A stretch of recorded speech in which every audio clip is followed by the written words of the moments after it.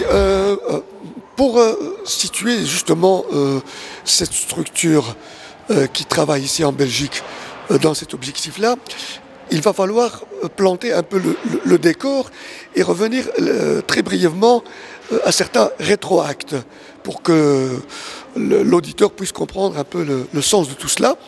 Donc en 2008, exactement le 20 octobre 2008, le roi Mohamed VI du Maroc prend un daïr, un décret royal, par lequel il institue une structure marocaine devant se charger de la propagation de l'islam malikite et ash'arite soufi en Europe. Le Maroc motive justement la création de ces structures par l'objectif de prémunir les Marocains ici de toutes les influences que l'État marocain estime néfastes et mauvaises pour la communauté marocaine qui vit en Europe. Voilà, ça c'est le daïr royal qui a été institué donc, le 20 octobre 2008. 2 ans plus tard, est créée en Belgique une association de droit belge, donc une association internationale sans but lucratif, qui se nomme le CEOM, c'est-à-dire le Conseil européen des Oulama marocains. Cette structure de droit belge, internationale de droit belge, est totalement distincte et indépendante de la structure créée par Daïr Royal au Maroc en 2008. Il n'a strictement aucun lien avec cette structure-là. Donc ce sont 2 choses totalement distinctes et différentes. Or, il se fait que la seule chose qui lie cette structure créée en Belgique par droit belge avec le Maroc, c'est le fait que cette structure d'ici, le CEOM donc, reçoit beaucoup d'argent, des millions d'euros, pour pouvoir les dépenser ici dans un certain nombre de missions qu'il s'est fixé de réaliser ici. La deuxième chose qui lie, d'une certaine manière, la structure belge à la structure marocaine, créée par Daïr Royal, c'est que le président du CEOM, de l'association de droit belge ici, qui est M. Toujgani Tahar, est en même temps le président de la structure marocaine créée par Daïr Royal. Mais sur le plan juridique et sur le plan légal, rien ne lie ces 2 structures entre elles. Autre chose, par rapport à la structure créée par Daïr Royal, il est stipulé dans ce Daïr, justement, que les crédits devant permettre à la structure marocaine, j'insiste toujours créée par Daïr Royal, de fonctionner, ces crédits-là doivent provenir du budget du ministère des Habous et des Affaires religieuses marocaines. Ce qui n'est absolument pas le cas par rapport à la structure belge, qui n'est liée en rien avec le Maroc. À notre connaissance, en tout cas, et après enquête approfondie que nous avons menée jusqu'à ce jour. Où peut-on rencontrer les ulamas de cette organisation? Alors, pour rencontrer les ulamas de l'organisation de droit belge, ici le CEOM, il faut simplement se rendre au 275 avenue Louise, et avec un peu de chance, même beaucoup de chance, on pourrait les rencontrer, mais dans toutes les tentatives que nous avons essayé de faire, nous n'avons pas réussi à obtenir des explications quant à la gabegie et au dysfonctionnement majeur qui caractérise justement la pratique au sein de ces structures opaques. Et quel lien entretient-elle avec les mosquées bruxelloises, les mosquées belges? Alors, il n'existe quasi aucun lien. Les seuls, on va dire, contacts que ces personnes ont avec un certain nombre de mosquées ici, c'est que lorsqu'ils organisent des pseudo-journées d'études pour inspirer les imams de la doctrine malikite marocaine, mais ça se passe souvent autour de plats offerts dans des restaurants. Et donc, on parle davantage de la qualité de la nourriture, des tagines et du couscous que de ce qui doit être dispensé comme outil de formation à l'égard de ces imams. Alors, ce que je voudrais dire, c'est que l'argent qui vient du Maroc, on ne sait pas d'où il vient. Il vient, il est déposé sur le compte du CEOM, donc de l'institution belge, de droit belge ici, sur le compte de cette institution à la Banque Chabi de Bruxelles. Et cet argent-là, on ne sait pas d'où il vient. Il vient du Maroc, mais on ne sait pas d'où il vient. On a beau chercher, on ne sait pas d'où il vient. On aimerait bien que l'État marocain informe la communauté marocaine et les acteurs de cette communauté associative et autres, et la presse aussi, de la provenance de cet argent, d'où il provient. D'après vous, d'un réseau non officiel? Alors, d'après nous, comme il n'y a rien qui spécifie l'autorité, on va dire, entre guillemets, qui envoie ces crédits ici, on est soumis, on est livré à un certain nombre de supputations. Soit c'est le ministère des Habous qui, au lieu de donner cet argent-là à la structure qui est reconnue par Daïr Royal là-bas, l'envoie pour le fonctionnement de la structure belge, mais sans qu'il y ait de convention établie entre ce ministère et la structure de droit belge, soit c'est une autre autorité dont on ne sait pas la nature ni le statut. Mais ce qui est sûr, c'est que cet argent-là est dépensé, et bien mal dépensé, puisque dès l'installation du CEOM en Belgique, donc de la structure belge ici, qui a été mise en place par 3 personnes, 3 parmi les 18 personnes nommées par Daïr Royal au Maroc pour la structure marocaine. 3 de ces personnes ont créé cette structure belge, et donc c'est eux qui dépensent cet argent-là comme bon leur semble. 3 savants. On ne peut pas dire que ce sont des savants, ce sont de simples prédicateurs de mosquées qui n'ont effectué aucune étude réelle dans des institutions reconnues pour leur rigueur théologique, etc. On ne sait pas comment ils ont été choisis, etc. Mais l'argent qui vient ici, il est dépensé par ces 3 personnes. Ils ont d'ailleurs nommé un secrétaire général qui, lui, dans leur statut ici en Belgique, se charge de la gestion financière de l'association dans des conditions très opaques et par rapport auxquelles on n'a aucune information. Alors, dès l'entrée en fonction en 2010 de cette structure belge, le président et le secrétaire général ont acheté pour eux-mêmes 2 berlines Mercedes qui ont coûté chacune la bagatelle de 40 000 €, plus une camionnette Mercedes Vito qui a coûté à peu près le même prix. Donc, et ils ont aussi engagé 2 chauffeurs personnels, l'un pour le secrétaire général, l'ancien secrétaire général, M. Dalil Taher, et l'autre pour le président, M. Toujgali Taher, donc liés à leur personne, des chauffeurs personnels. Donc quand on voit où va l'argent qui est donc octroyé par le Maroc, toujours dans des conditions très obscures, on ne sait pas d'où il vient, mais en tout cas cet argent-là, alors le loyer de la maison qui se trouve à l'avenue Louise et qui appartient à la Banque Chabi est de 10 000 € charges comprises. Ils ont fait pour 48 000 € d'achat de meubles en Turquie dès l'ouverture de cette maison-là. Ils payent du personnel qui n'a aucune mission précise. C'est des gens qui ont été engagés pour faire ce qu'on leur demande de faire à la minute où on leur demande de le faire. Donc il n'y a pas d'organigramme, il n'y a pas de mission précise, etc. Or ce personnel, qui a d'ailleurs averti à plusieurs reprises les instances dirigeantes du CEOM de cette situation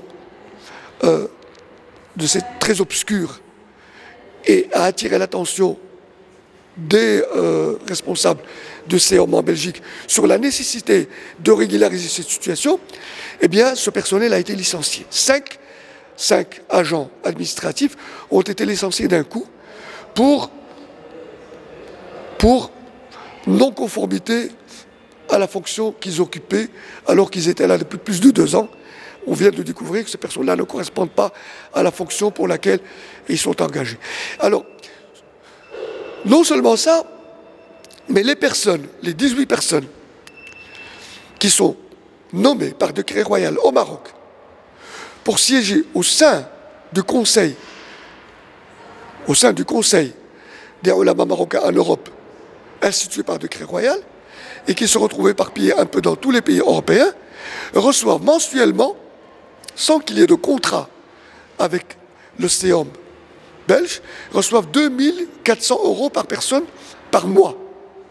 Donc ça nous mène à peu près à 500 000 € qui est dépensé par mois pour des personnes qui n'ont aucun lien avec le CEOM et qui n'effectuent aucun travail pour le CEOM.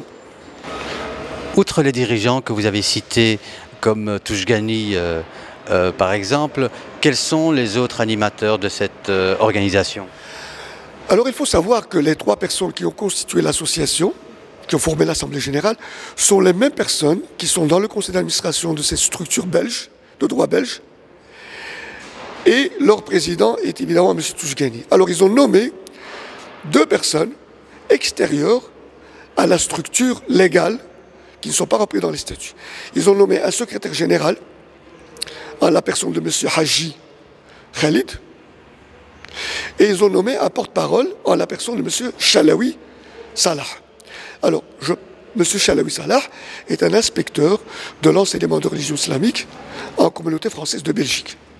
Je ne sais pas si son statut lui permet d'occuper ce poste-là pour le compte d'une structure qui propage, je dirais, des principes religieux qui pour moi ne sont pas très conformes avec la vision de la Belgique par rapport à la gestion du culte et de l'islam belge. En tous les cas, ça c'est un autre débat, mais en tous les cas, M. Chalaoui est donc inspecteur plein temps payé par les structures de la communauté française de Belgique pour effectuer son travail d'inspecteur. M. Haji, avant de devenir secrétaire général en janvier 2011, eh bien, il était professeur d'anglais à Oujda, au Maroc. Et donc il effectuait des séjours interrompus en Allemagne avec un visa de tourisme Schengen pour aller visiter des amis avec lui, des amis à lui en Allemagne. Et donc, avec ce statut-là, qui n'est pas un statut de séjour permanent, il percevait de l'argent de la structure belge, le CEOM, pour, soi-disant, des travaux de recherche qu'il effectuait au profit du CEOM belge. D'après notre enquête, aucun travail de ce genre-là n'a été effectué, aucun document, ne serait-ce qu'un papier, reprenant un travail de recherche ou d'étude ou d'enquête mené par ce monsieur-là. Tout est fictif. Tout est tout à fait fictif, et donc il était payé à raison de 3 500 € par mois, tout en étant en séjour non officiel en Allemagne. Et qui dit séjour non officiel en Allemagne dit méconnaissance de ce monsieur des réalités de l'Europe, puisque c'est pas un monsieur qui est installé ici depuis des années, mais c'est un Marocain qui vient avec un visa touriste ici, qui occupe une fonction qui doit interférer sur un certain nombre ou qui doit remplir en tout cas un certain nombre de missions par rapport aux Marocains d'Europe.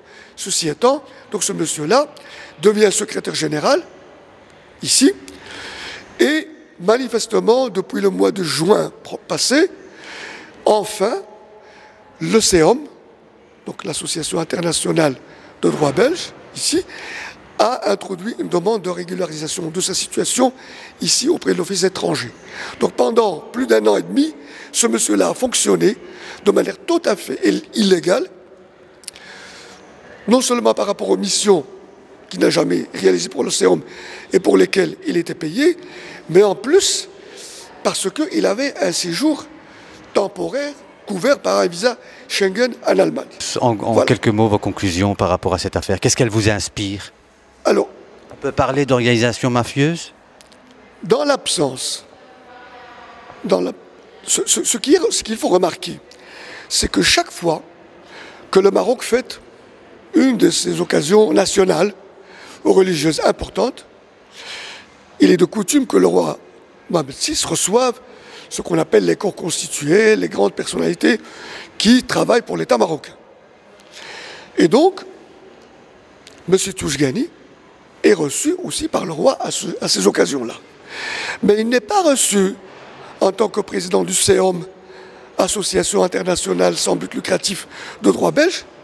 Il est reçu en tant que président du Conseil marocain des Oulémas d'Europe, institué par Daïr Royal. Et que donc, le roi, en recevant M. Toujgani à ce titre-là, ne reconnaît pas de manière explicite la fonction de M. Toujgani en tant que président du CEOM. Donc pour moi, j'ai consulté énormément de documents pour m'assurer que le CEOM est une institution, le CEOM européen, donc belge, est une institution qui est reprise dans les fichiers marocains auprès de l'État marocain. Eh bien, il n'existe aucun document qui démontre que cette structure belge est une structure qui est reconnue par le Maroc ou qui entretient des relations juridiques et légales avec le Maroc. Par conséquent, pour moi, le fait d'envoyer des millions d'argent du Maroc pour que cette institution puisse les dépenser comme bon lui semble, ça pose une grande question. C'est quoi cette association? Pourquoi le Maroc finance une association qui n'a strictement aucune convention avec lui? Donc, la question qui se pose, c'est aux Marocains, c'est à l'État marocain et au Parlement marocain de se pencher sur le dossier pour estimer la nature de cette association. Pour moi, c'est un groupe de personnes. C'est un groupe de personnes liées entre elles, non pas par des fonctions réellement théologiques, etc. Mais pour moi, c'est une bande de personnes qui sont là pour dépenser des millions provenant du Maroc et qui apparemment n'ont de compte à rendre à personne. La justice belge s'est penchée sur cette question parce que les personnes licenciées ont saisi la justice. La justice dira son mot. La fiscalité belge devra aussi s'occuper de ce qui se passe au sein du CEOM. Mais le Maroc est tenu absolument à se pencher sur cette structure pour savoir de quelle nature elle est. Voilà. Faut-il en faire part aux autorités consulaires ou à l'ambassade du Maroc en Belgique? Bien entendu, le dossier sortira d'ici peu. Et donc, le Maroc Sellois parvient à toutes les autorités marocaines, aussi bien en Belgique qu'au Maroc, à la presse marocaine aussi. Et nous ne comptons pas rester là, nous comptons aussi mobiliser la société civile d'ici, les acteurs associatifs marocains de Belgique, pour pouvoir relayer cette affaire qui est une affaire très grave, dans la mesure où on est devant le détournement de fonds publics marocains au profit d'un groupe d'individus qui s'estiment au-dessus des lois et au-dessus des responsabilités et de l'exigence de compte à rendre. Et au détriment des musulmans européens. Et au détriment des musulmans européens, parce que, jusqu'à preuve du contraire, ce CEOM, depuis 2 ans et demi qu'il existe, n'a rien réalisé par rapport à cette communauté marocaine, et que l'argent qu'il reçoit du Maroc a servi à d'autres desseins que d'être investi dans des missions de sensibilisation et des missions, je dirais, d'encadrement et de propagation je dirais, d'un islam tolérant, d'un islam pacifiste, etc. Donc là, il n'y a rien qui a été fait à ce niveau-là. C'est-à-dire que déjà lundi, sur le site www.lemarocsellois.be, le numéro du journal qui va paraître en papier une semaine plus tard, sera donc disponible à partir de lundi sur le site du Maroc Selwa et tout le monde pourra le consulter. Mais nous, ce travail, on le fait. On a pris sur nous de l'énergie, du temps, etc. pour le faire.